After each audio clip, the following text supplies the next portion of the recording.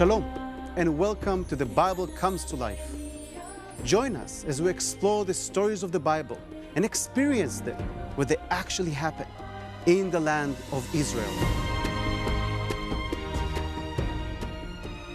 I'm Omer Eshel. Today we will visit one of the most important and significant sites in Israel for both Christians and Jews, the Mount of Olives. The Mount of Olives is mentioned for the first time in 2 Samuel, when David flees from his son Absalom.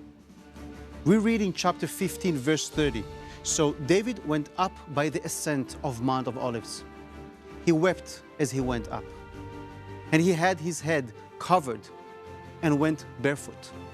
And all the people who were with him covered their heads and went up, weeping as they went up."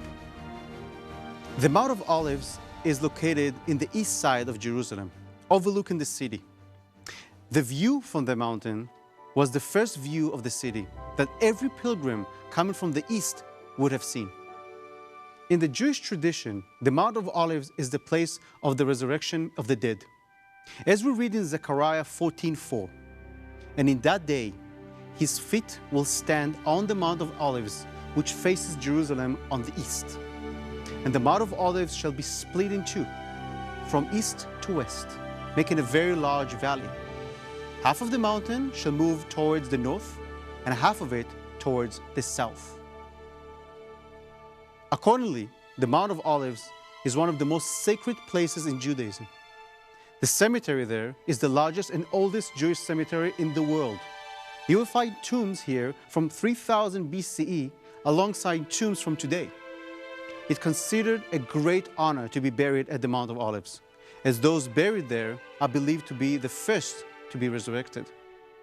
This prophecy of the coming of the Messiah brings us to the New Testament, in which we read that Jesus' final days started on the Mount of Olives, which fulfill this prophecy. Along the side of the mountain, we find sites that mark events from the last days of Jesus. One of them is Dominus Flevit, the place where Jesus wept for the fate of Jerusalem in Luke 19, verse 31. Now, as he drew near, he saw the city and wept over it, saying, "If you had known, even you, especially in this your day, the things that make for your peace, but now they are hidden from your eyes. For days will come upon you when your enemies will build an embankment around you, surround you and close you in every side, and level you and your children within you to the ground."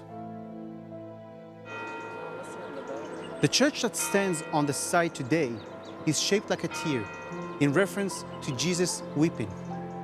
Another site, and probably one of the most amazing places in all of Jerusalem, is the Garden of Gethsemane. Gethsemane is a grove of olive trees situated on the lower slopes of the mountain. In Hebrew, it is called Gat Shmanim, meaning the place where olive oil is made. This is the same garden where Jesus prayed his last prayers.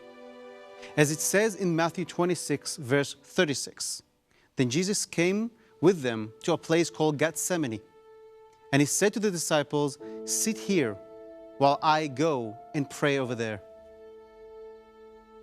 And the most amazing thing about it is that when you visit today, some of the olive trees you see are 2,000 years old, meaning that they are probably the same olive trees that were there when Jesus was there.